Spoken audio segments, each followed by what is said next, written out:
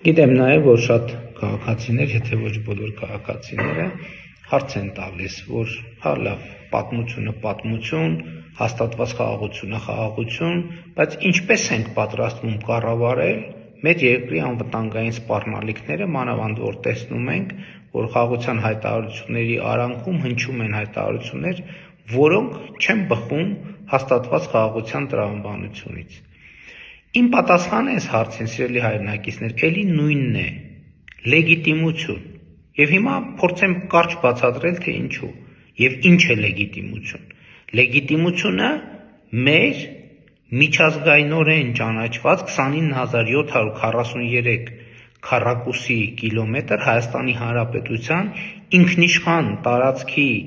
վրա հիմնված քաղաքականությունների վարումն է։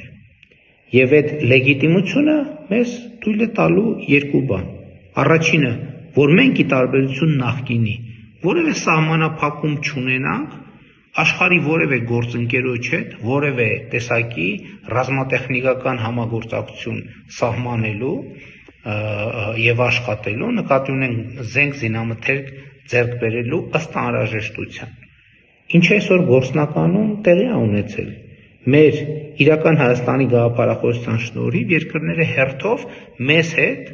սպառազինության եւ ռազմական տեխնիկայի շուրջ համագործակցության սահմանափակումները հերթով հանում են։ Եվ բայց այս ամեն ինչը պատերազմի համար չի պետք, այս ամեն ինչը խաղաղության համար է պետք, որովհետեւ լեգիտիմությունը մեր բոլոր դիրքորոշումների եւ մեր բոլոր քաղաքականությունների հիմնվելը մեր ինքնիշխան եւ լեգիտիմ իրավունքների վրա ուրիշներին սահմանափակում է բոլոր դեպքերում եւ մեր հնարավորությունները մեծացնում է բոլոր դեպքերում եւ հետեւաբար լեգիտիմություն սա է այն առանցքային գործոնը, որը պետք է ապահովի մեր անվտանգությունը, տարածքային ամբողջականությունը եւ ինքնաշխանությունը երկարաժամկետ կտրվածքով։ Այդ թվում նաև այս լեգիտիմության